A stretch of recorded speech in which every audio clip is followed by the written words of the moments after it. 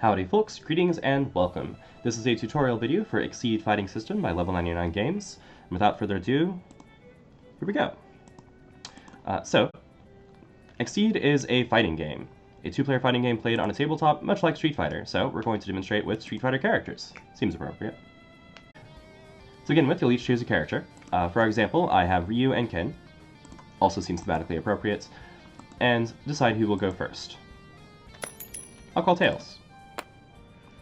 It's heads. Alright. My opponent chooses to go first. Or at least I assume they do, since they're not actually at the table.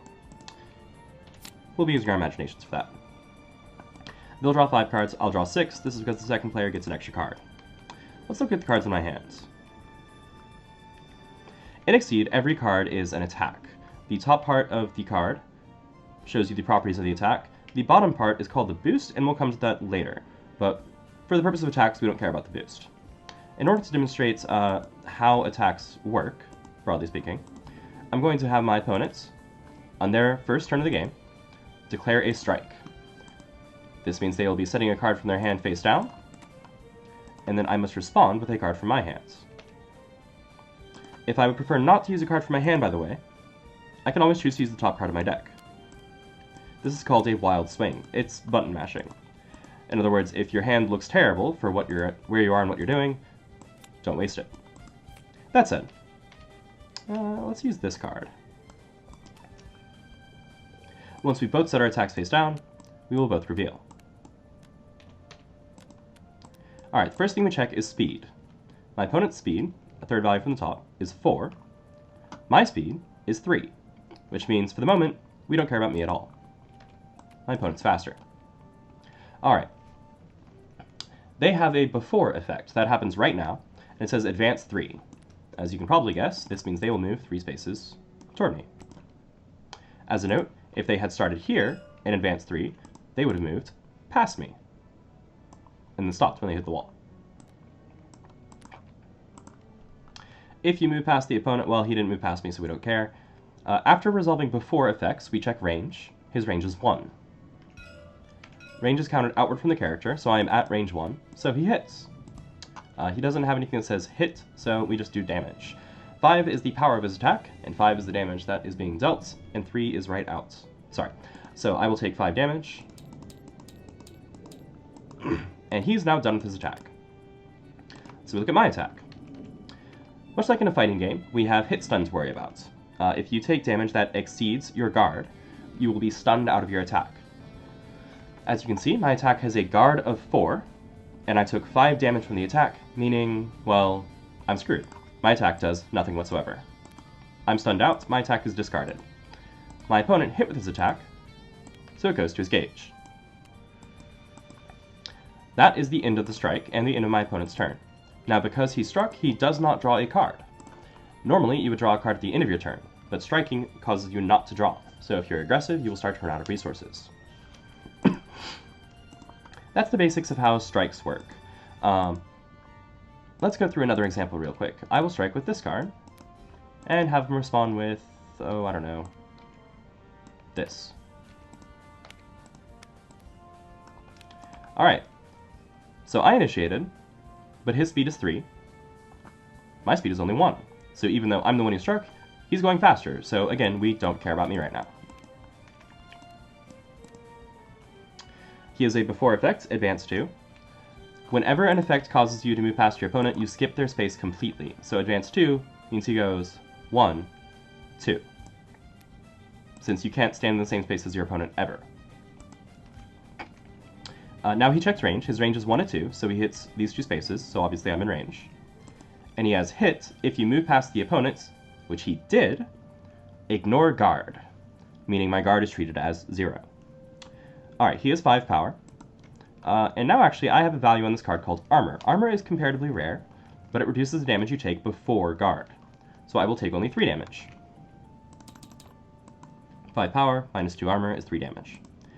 Now normally I have a guard of 5, so I would not be stunned, but his attack ignores my guard, so I have a guard of 0. So again, I'm screwed. His attack hit, it goes to gauge. My turn ends. Alright, Ken is starting to get a little low on cards, so he might consider taking an action other than striking. There's a list of these actions on your reference cards.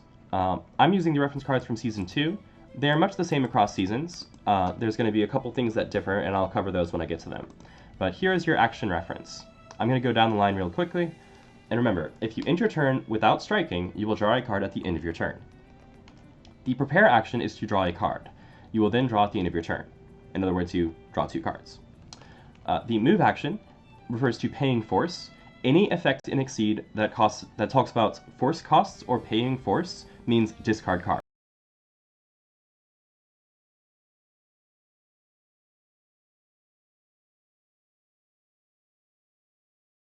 If Ryu, me, wanted to move 3 spaces, I would retreat 1, 2, 3, and I'd have to discard 3 cards to do it.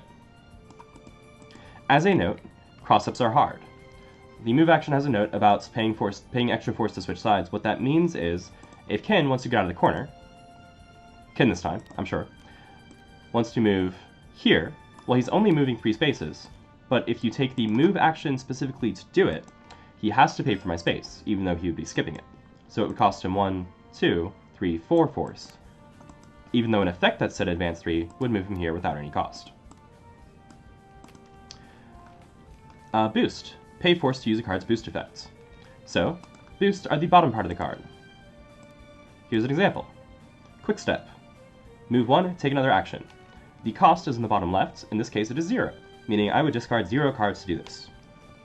Easy enough. Some boosts look like this. They have stats or effects, and they should also be denoted with a plus sign next to the name. This means they are continuous boosts. If I play a continuous boost, it stays in play after the end of my turn. In fact, it sticks around until the next strike happens. Remember, a strike is an exchange of attacks. So, I could, well, it's not my turn, but if it was, I could boost this, draw for a turn, and it sits around. Then if Ken takes his turn and doesn't strike, neat. Now I can boost this. This one has a force cost, so I would have to actually discard a card to play it. But now I have plus 4 power, plus 2 speed, plus 1 armor, making me significantly scarier. There's no limit to the number of boosts you can have in play, but at the end of any strike, all of your boosts are discarded.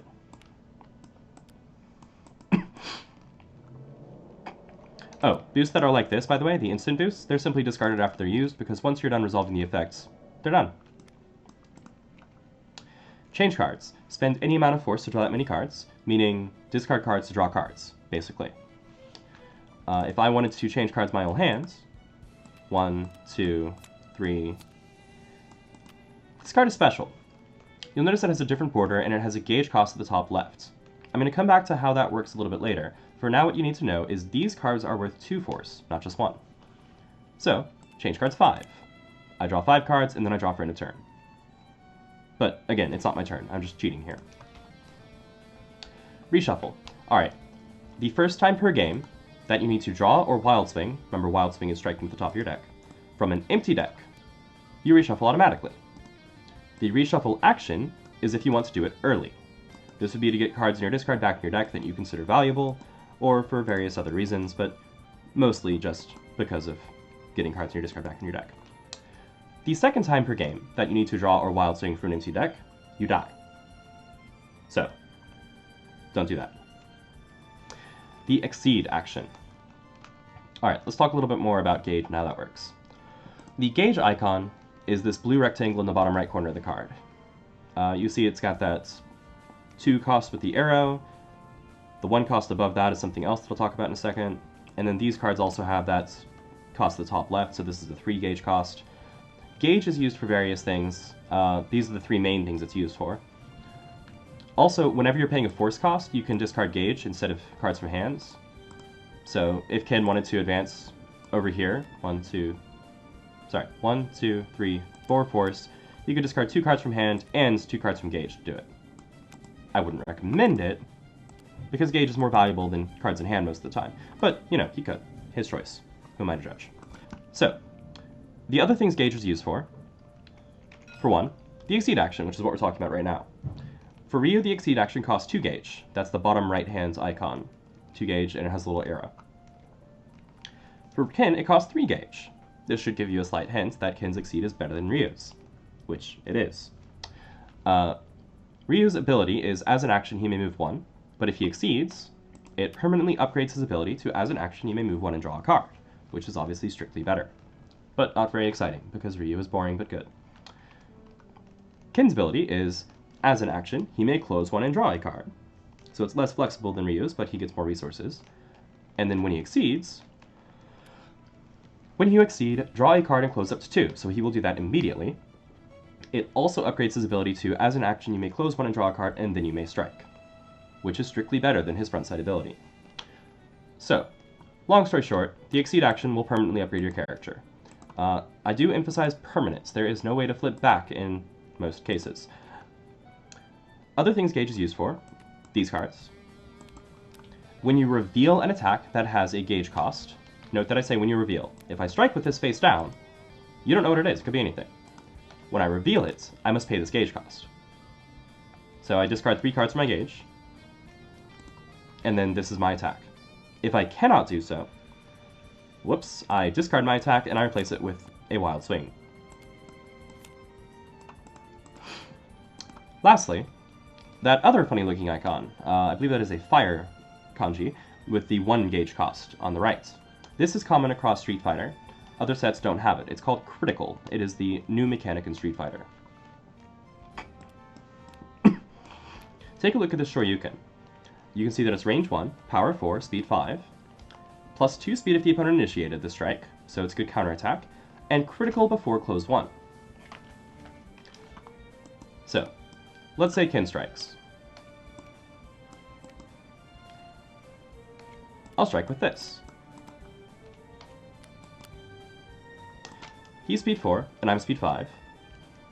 7, actually. But my critical effects are inactive, because in order to activate criticals, I would have to spend 1 Gauge when I set my attack, and I didn't have any Gauge. So the critical here is dead. I miss, which is actually fine because Kin also misses, because he advances 3 spaces, which puts him at range 2. If I had had the Gauge, I would have been able to spend a Gauge, and then my attack would have that critical effect. So, long story short, when you set your attack, you may spend 1 Gauge. If you do, all of your critical effects are active, otherwise they do not exist. Right now, Kin is able to critical because he has cards in Gauge. Ryu cannot use his criticals at all, which means I shouldn't have played this. That's okay. What else? I believe that covers it for what Gauge is used for. Continuing down the line, you'll see this play a transformation action. That's not going to be on your Street Fighter reference cards because it doesn't exist in Street Fighter. Street Fighter has critical. 7th Cross has transformations. If you are playing 7th Cross, it's useful to know that there is an action you can take to play a transformation.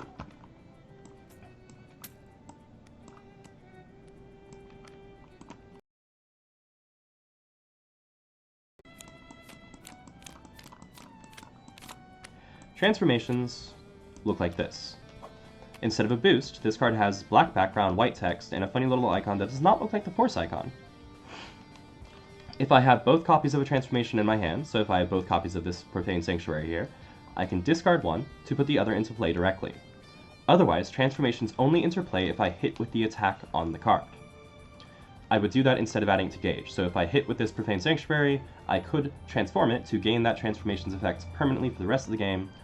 Otherwise, it goes to my Gauge as normal, at my choice. That is Season 2's season-specific mechanic, just like Criticals in Season 3. Season 1 does not have a specific mechanic, because it is the fundamental set.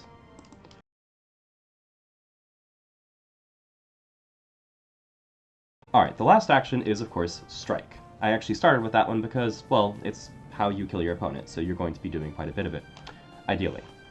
When you strike, there's a couple options I didn't mention. I did mention the Wild Swing. You can always choose to Wild Swing, on offense or on defense, whenever you want. You can even critical your Wild Swing if you're feeling lucky, or you're playing Dan. You can also choose to use 2 cards that are identical. That is called an EX attack. If you use 2 cards that are identical, set them at the same time, so if Kin had had his EX dive earlier, and set them both at the same time, well, it's very obvious that's what you're doing. So if you're the initiator, you can't hide it. You go, alright, I'm setting 2 cards, and I'm like, oh, well, that's an EX attack. Good to know. When you reveal an EX attack, you discard the extra copy, and you get +1 to power, speed, armor, and guard. So Dive does not have any armor or guard, so its armor and guard are 0, but EX Dive has 1 armor and 1 guard, and 6 power and 5 speed. You get the idea. It's every stat except range. Where was it? Like this?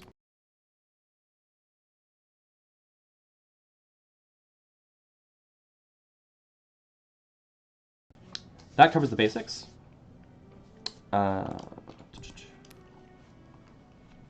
There's some reminders on the back of your reference card, which again, slightly different by season, but they're all basically the same. Continuous boost remain in play indefinitely. Ultra attacks provide 2 force. Discards can be checked at any time by either player. Discards are always face up. And... oh, right. The goal of the game. Drop your opponent to 0 life. As soon as you do that, you win. Game over. They are knocked out. As a final note, there are some interesting interactions that are a bit niche. For one, there are some boosts that are both instant and continuous. This one has an instant effect that says, now strike, but as a continuous effect, it provides +1 speed. Meaning if you boost with this, you strike immediately with some other card, and your attack has +1 speed. Additionally, there is a special rule, which I don't believe is actually on this reference card. You'll find it in the rulebook. It might be on the Season 3 reference card, I'm not sure.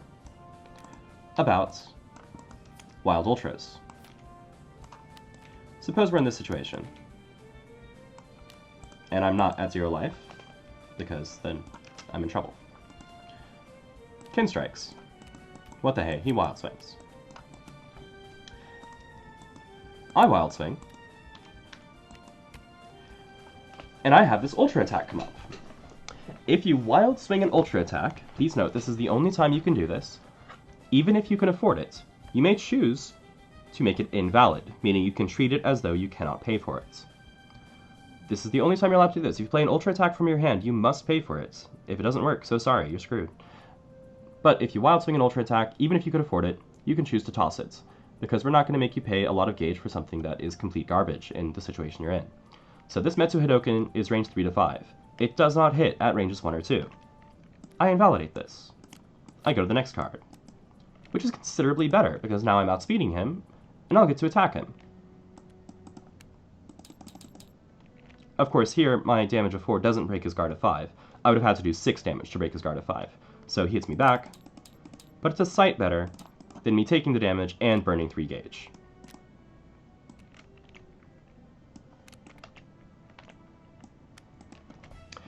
Alright, I think that covers it. Let me know in the comments if you have any questions, if there's anything that I forgot about, didn't cover, etc. Oh, and of course, check your character for unique actions all their own. Every character has a unique ability. Some give them unique actions, some give them critical effects. It varies by character.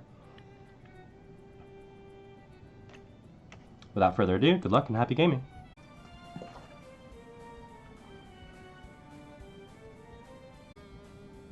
There are a couple things that I didn't make clear earlier in this same video, so I'm going to go over them now to make sure that everything is hashed out. Then if you have further questions, as I said, please feel free to let me know in the comments. Firstly, you might find, during a strike, that you have the same speed as your opponent. My speed here is 4, because I did not critical. His speed is also 4. In the case of a speed tie, the attacker wins the tie, meaning I straight up go first, since I initiated here. Unlucky for him, he doesn't have any guard. Secondly, I talked about these having boosts, but I want to make this very, very clear. If you are boosting with a card, you don't care about the attack, meaning even though this is an Ultra attack that costs 3 gauge, the boost is just 1 force. So I don't have to spend any gauge to play this boost. I just spend 1 force, and I do it.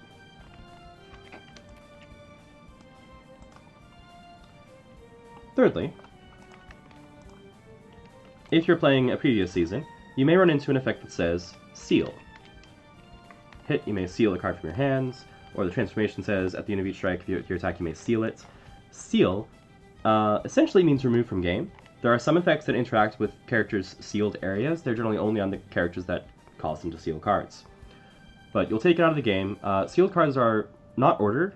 They're just kind of a big bulk pile. You can arrange it however you want. And they are visible to all players at all times.